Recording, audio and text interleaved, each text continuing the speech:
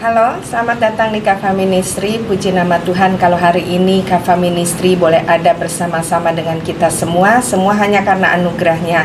Saya berharap kita semua ada dalam keadaan sehat, penuh sukacita dan senantiasa bersyukur.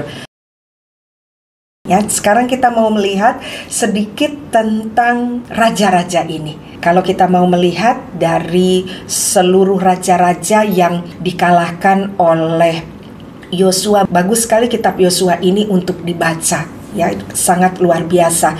Tapi di sini ada bagian yang sepertinya Yosua agak sulit untuk mengalahkannya, yaitu bicara tentang bagian utara Kanaan. Itu ada di Yosua 11 ayat 1 sampai 4. Saya bacakan ya. Setelah hal itu terdengar kepada Yabin, Raja Hasor. Jadi Raja Hasor ini ada di utara ya. Diutusnyalah orang kepada Yobab, Raja Madon, dan kepada Raja Negeri Simron, kepada Raja Negeri Ashab. Jadi kalau kita lihat raja-raja ini berkonspirasi, sama-sama mau mengalahkan Yosua, mau mengalahkan bangsa Israel. Kita baca ayat 2-nya, serta kepada raja-raja yang sebelah utara di pegunungan Araba Yordan, di sebelah selatan Kinerot, di daerah bukit, dan di tanah bukit Dor di sebelah barat, yakni raja-raja orang Kanaan di sebelah timur dan di sebelah barat, orang Amori, orang Het, orang Feris, orang Yebus di pegunungan orang Hewi, di kaki Gunung Hermon di tanah Mispa. Kemudian keluarlah raja-raja ini bersama semua tentaranya. Amat banyak rakyat seperti pasir di tepi laut banyaknya, beserta sangat banyak kuda dan keretanya. Bicara tentang pasukan yang mempunyai kuda banyak dan kereta banyak, itu bicara pasukan yang punya perlengkapan perangnya sangat kuat dan biasanya sangat sulit dikalahkan. Apalagi kalau kita mau melihat Raja Hasor ini menggabungkan beberapa raja-raja. Kadang-kadang di hidup kita kan seperti itu ya. Waktu kita menghadapi satu masalah, oke, kita bisa menang, kita bisa menang. Tetapi kadang-kadang raja-raja ini berkolaborasi. Waduh, masalah belum satu selesai, datang lagi masalah satu, raja datang lagi masalah satu. Akhirnya kita sepertinya terjepit, dikelilingi oleh raja-raja. Bicara raja-raja, bicara sesuatu yang lebih kuat terlihatnya dari kita. Kadang-kadang kita kan seperti itu ya. Kita melewati satu masalah, oke, gampang. Tapi tiba-tiba ada waktu di mana tiba-tiba raja-raja itu datang bergantian dan bersamaan yang membuat kadang-kadang kita kewalahan. Dan kita melihat Yosua di sini cukup kewalahan. Dan kita mau melihat di sini Yosua berpesan bahwa di utara ini adalah tempat yang cukup sulit untuk dikalahkan. Dan kalau kita mau melihat Raja Hasor itu digambarkan dengan raja yang pintar. Jadi dia punya intelektual yang tinggi, dia punya kepintaran yang luar biasa. Dan dikatakan di situ diutuslah orang kepada Yobab. Yobab ini orang yang suka belajar. Jadi makanya kalau kita mau melihat gambaran apa dari Yosua 11 ayat 1, sedikit saya agak meloncat ya. Semoga ini bisa dipahami, belum waktunya untuk kita membahas, tapi rasanya saya harus membagikannya. Jadi kalau kita mau melihat ya dari apa yang sudah saya pahami waktu saya belajar tentang Alkitab dan juga apa yang ada di anatomi tubuh, dan saya mendapatkan gambaran bahwa peta dari Israel itu dengan ada sungai Yordan dan laut mati di tengahnya itu menggambarkan seperti gambaran yang ada di otak kita. Ya, jadi ini yang sebelah kiri dan ini sebelah kanan. Kemudian kalau saya bagi bagian-bagiannya itu, kalau dari kepala kita ada utara, barat, timur, dan selatan. Ini secara singkat saja,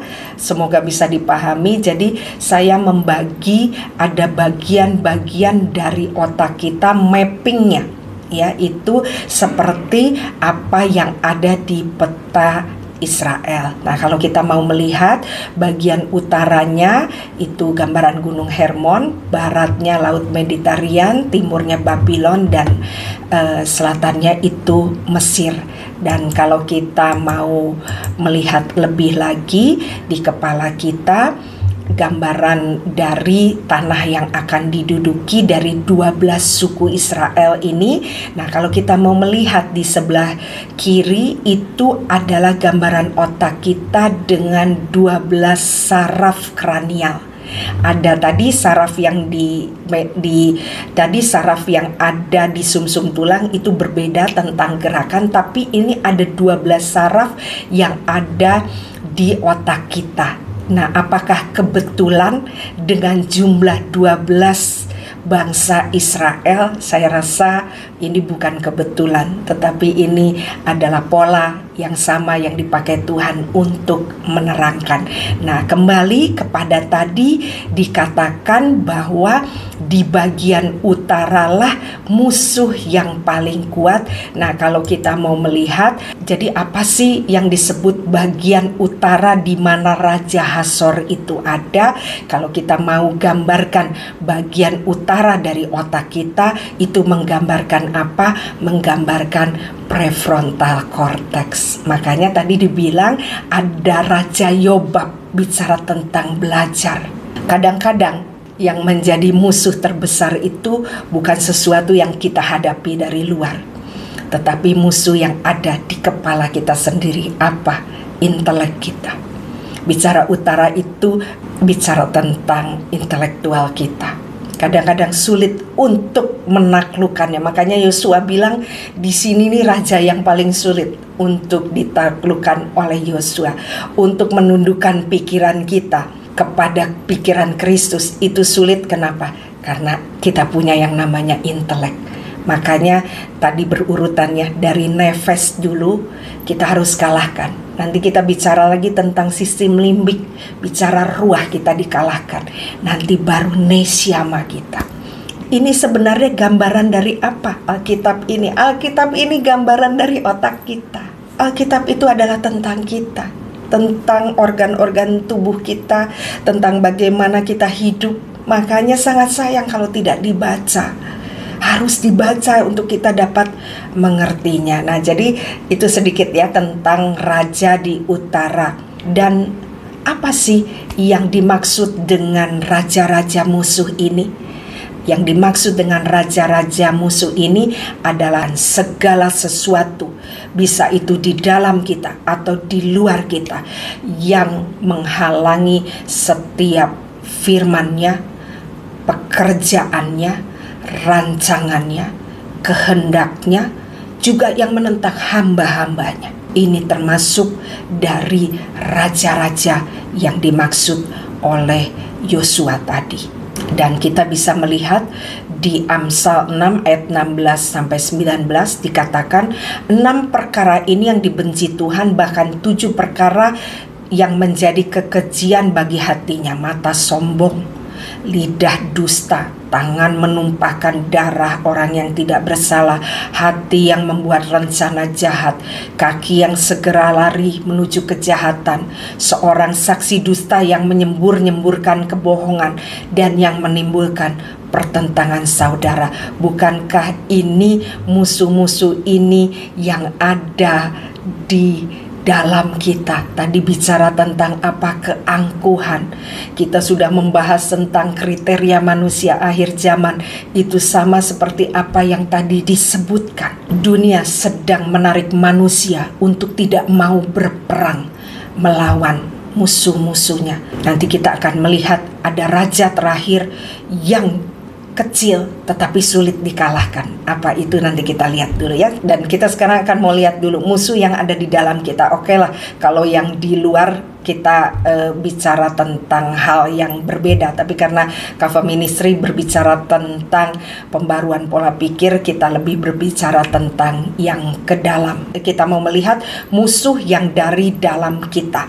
Kita mau baca di 2 Korintus 10 ayat 4. Karena senjata kami di dalam perjuangan bukanlah senjata duniawi, melainkan senjata yang diperlengkapi dengan kuasa Allah yang sanggup meruntuhkan benteng-benteng. Kami mematahkan setiap siasat orang dan merubuhkan setiap kubu yang dibangun oleh keangkuhan manusia untuk menentang pengenalan akan Allah. Kami menawan segala pikiran dan menaklukkannya kepada Kristus. Nah, ini musuh utama yang paling sukar ditaklukkan. Inilah Raja Hasor itu. Bicara tentang keangkuhan. Makanya dikatakan di sini sulit sekali untuk menaklukkan pikiran kita kepada pikiran Kristus. Kenapa? Karena kita punya Hasor di kepala kita yang membuat menentang pengenalan akan Tuhan. Makanya kita kalau mau mengenal Tuhan lebih lagi, kita harus punya yang namanya kerendahan hati. Kita harus merobohkan benteng-benteng yang namanya keangkuhan.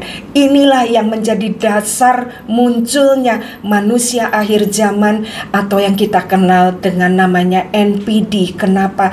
Karena merasa dirinya hebat, merasa dirinya pintar, sehingga sulit untuk menaklukkan dirinya kepada pikiran Kristus. Makanya di dalam pelayanan saya kadang-kadang bertemu dengan orang-orang yang mungkin punya penyakit yang cukup berat. Dan waktu saya bertemu dengan pasien kanker yang ada di hadapan saya, dan waktu saya melihat keadaannya, mau tidak mau secara langsung itu ada di dalam kepala saya bagaimana prognosisnya, bagaimana ke depannya. Sebagai seorang dokter, kadang-kadang saya harus menaklukkan pikiran saya dulu kepada pikiran Kristus. Kalau melihat dengan cara pandang saya sebagai dokter, saya melihat wah ini tidak mungkin tertolong, prognosisnya buruk, dubiaat malam. Tetapi waktu saya datang dengan menanggalkan segala sesuatunya, jadi saya di sini tidak mewakili dokter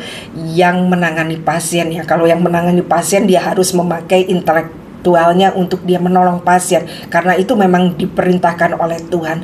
Tetapi karena saya ini di dalam perjalanan hidup saya mendapatkan panggilan sebagai hamba Tuhan, kadang-kadang saya harus menundukkan hasor saya. Secara apa yang saya lihat dari orang ini misalnya sudah dalam keadaan yang buruk, secara otomatis di kepala saya akan keluar segala hal yang sudah saya pelajari. Makanya saya sering waktu saya datang sebagai hamba Tuhan ya, saya datang itu saya katakan, Tuhan, saya taruh dulu pikiranku sebagai dokter, karena saya datang sebagai hamba Tuhan ke tempat itu. Saya menundukkan intelek saya tentang dokter kepada pikiran Kristus. Dan waktu di situ saya menaklukkannya, baru saya bisa melihat bagaimana Tuhan bekerja di dalam kehidupan orang itu. Jadi mungkin ini sedikit kesaksian saya. Mungkin tidak semua orang seperti itu, tetapi kadang-kadang ada hal-hal yang saya harus tundukkan kepada pikiran Kristus untuk melihat pengharapan lebih lagi. Mungkin itu yang digambarkan dengan Raja Hasor. Dan yang terakhir kita melihat di sini Yosua mencatat tentang raja terakhir yang dikalahkan. Raja terakhir itu ada di Yosua 12 ayat 24. Dikatakan Raja Negeri Tirsa 1. Jadi semua raja itu 31 orang. Menggambarkan apa? Menggambarkan jumlah dari raja yang dikalahkan oleh Yosua. Apa sih Raja Tirsa ini? Raja Tirsa bisa kita temukan di Kidung Agung 6 ayat 4. Dikatakan, cantik engkau manisku seperti kota Tirsa. Tirsa itu menggambarkan apa? Menggambarkan sesuatu yang cantik, sesuatu yang baik, menggambarkan keadaan yang nyaman. Jadi kadang-kadang musuh kita tadi bisa dari intelek kita yang paling berbahaya, dan musuh terakhir yang kadang-kadang kita sepelekan itu bicara tentang apa? Kenyamanan. Udah enak jadi penonton, gak usah lah masuk ke gelanggang pertandingan, kita nonton aja. Nanti kita baru melihat waktu ada kemenangan kita ikut sorak-sorai. Tidak, Tuhan Yesus tidak mengajarkan itu. Tuhan Yesus mengajarkan dia turun dari surga, dia melewati semua peperangan demi peperangan. Bahkan 33 cambukan itu melambangkan dari kemenangan dia. Kalau kita lihat di kamus, Tirsa ini menggambarkan keadaan yang senang atau bicara tentang keadaan yang menguntungkan. Jadi Tirsa itu bicara tentang apa? Kenyamanan. Kadang kita berperang dengan sesuatu yang hebat, kita akan kuat. Tapi waktu kita diperhadapkan dengan kenyamanan, udahlah, kita kan udah perang nih, capek. Nah, ini kan cuma Tirsa, kita lengah di sini. Justru keadaan kenyamanan inilah yang kadang-kadang membuat kita lengah. Makanya hati-hati dengan yang namanya kenyamanan. Kita harus tetap turun ke dalam gelanggang pertandingan. Kita ingat siapa? Daud. Daud itu waktu dia sudah nyaman jadi raja, tentaranya semua turun untuk berperang, dia duduk-duduk di sotoh rumah. Akibatnya dia lihat siapa? Lihat Bathsheba yang sedang mandi. Akibatnya berujung dengan kejatuhan dari keluarga dari Daud ke depannya. Jadi hati-hati sekali, sesuatu yang berbentuk kenyamanan, indah, dan segala sesuatu yang terlihatnya menguntungkan belum tentu menggambarkan bahwa kita tidak harus waspada. Kita harus waspada dengan yang namanya kenyamanan. Makanya di 1 Petrus 5 ayat 8 dikatakan, sadarlah dan berjagalah, lawanmu si iblis berjalan keliling sama seperti singa yang mengaum mencari orang yang dapat ditelannya. Siapa yang dapat ditelannya? Orang yang kalah sama nefasnya.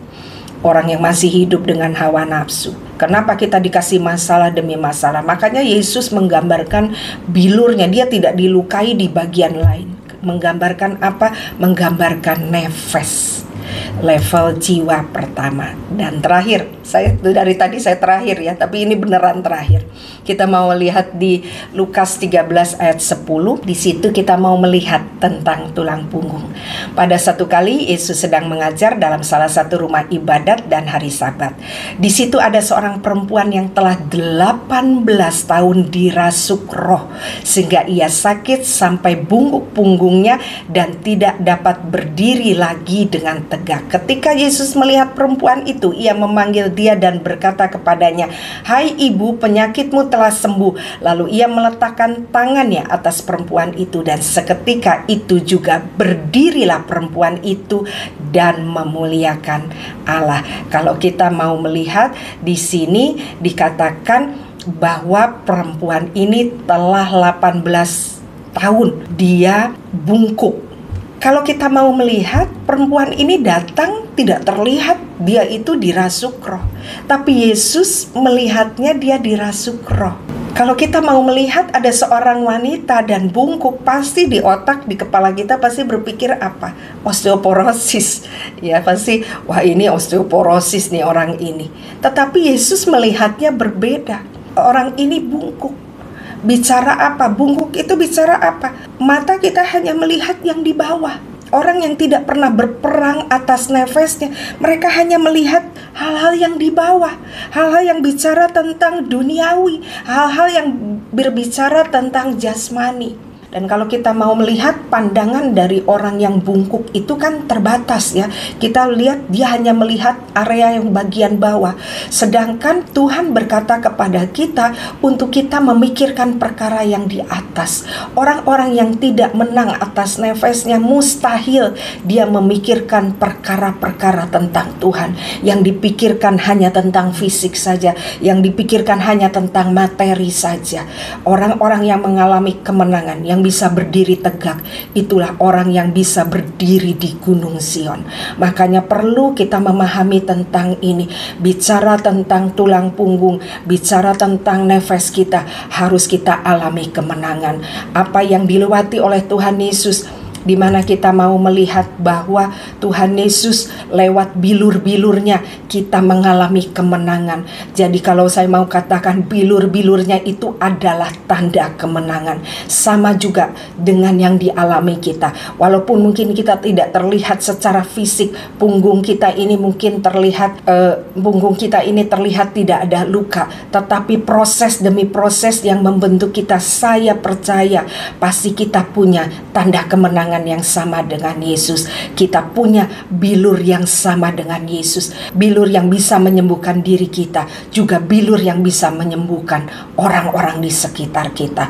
Untuk itu saya berharap kita semua yang masih ada di dunia ini, kita berjuang untuk kemenangan kita. Mungkin kita sudah ada di tingkat 29, sedikit lagi. Ayo kita berjalan, kita punya kekuatan, kita jangan menjadi bungkuk, kita mau terus berjalan bersama Tuhan, kita mau tegak berdiri dan katakan, aku punya tanda kemenangan di punggungku, aku sudah menang atas nafasku, dan aku mau dipakai tanda kemenangan ini untuk memenangkan jiwa-jiwa, untuk menyembuhkan orang-orang yang sedang saat ini terluka. Untuk itu kita yang mengalami proses jangan kecil hati.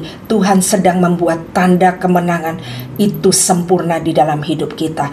Yesus menyelesaikannya sampai akhirnya, dan kita percaya semua terjadi hanya karena Tuhan. Yosua mau lakukan karena Yosua mau dengar dan setia serta taat. Yesus pun demikian, dan kita pun yang sama mau mengalami kemenangan dan mau menduduki tanah Kanaan kita. Kita terus setia kepada Tuhan, mendengar setiap perintah-perintahnya dan melakukan firman-Nya. Kita akan menjadi orang-orang yang berkemenangan. Dan kalau kita mau lihat di Yosua 11 ayat 23, apa kemenangan itu? Kemenangan itu dikatakan, demikianlah Yosua merebut seluruh negeri itu sesuai dengan segala yang difirmankan Tuhan kepada Musa, dan Yosua memberikan negeri itu kepada orang Israel menjadi milik pusaka mereka menurut pembagian suku mereka. Lalu amanlah negeri itu berhenti dari berperang. Ini keadaan apa? Inilah yang dinamakan keadaan Shalom, di mana kita sudah mengalami kemenangan atas nafas kita. Kita kembali kepada apa yang Tuhan sudah buat di Taman Eden. Kita kembali kepada rancangan awal dari Bapa kita di surga. Kita menjadi orang-orang yang penuh dengan damai sejahtera. Untuk itu, sekali lagi saya mau katakan, mungkin kita sedang melewati proses hari ini. Jangan takut. Ingat, Tuhan sudah memberi tanda kemenangan di dalam kita. Jadi mungkin kita saat ini yang sedang mengalami proses dan membutuhkan kesembuhan, ingat bahwa tanda kemenangan itu sudah ada di dalam kita. Lewat apa yang dikerjakan Tuhan Yesus, dan juga apa yang kita mau lakukan untuk kita memikul salib, mengikuti Dia, maka kita pun akan mengalami kemenangan yang sama. Kita punya tanda yang sama, kita punya bilur yang sama. Jangan takut, ingat ada tanda kemenangan di tubuh kita yang sudah kita lihat lewat apa yang Yesus lakukan. Oleh bilur-bilurnya kamu telah sembuh. Saya percaya kita juga lewat proses yang kita alami, kita bisa membawa kesembuhan. Bilur-bilur kita, luka-luka yang pernah kita lewati bersama dengan Tuhan, itu akan menjadi kemuliaan, itu akan menjadi alat untuk kita juga memulihkan, menyembuhkan jiwa-jiwa yang sedang membutuhkan Tuhan. Oke, mungkin itu yang bisa saya sampaikan. Jadi hari ini kita sudah banyak membahas tentang level jiwa terendah dari pola yang diyakini oleh orang Ibrani, yaitu nefes. Dan kita tadi sudah melihat Paul McLean membagi anatomi dan fungsi tubuh itu menjadi 3 bagian. Dan kita tadi melihat bagian yang digambarkan tentang nefes itu juga bicara tentang sumsum tulang belakang kita, dan juga bicara tentang tulang punggung kita. Dan ternyata waktu kita membahas tentang tulang punggung kita, kita menemukan hikmat yang Tuhan berikan bahwa ini adalah tanda kemenangan yang Tuhan berikan kepada bangsa Israel lewat kepemimpinan Musa dan Yosua. Dan kita juga melihat bagaimana gambaran dari 33 ini gambaran dari jumlah tulang punggung yang ada di dalam tubuh kita. Dan kita melihat tadi pembagiannya, 2 dimenangkan oleh Musa dan 31 dimenangkan oleh Yosua. Bicara Musa bicara gambaran dari Allah Bapa, Yosua juga gambaran dari Yesus. Bicara kita juga yang saat ini sedang ada di dalam perjalanan kehidupan, kita juga sedang berjalan dari satu level ke level selanjutnya untuk kita mengalami kemenangan.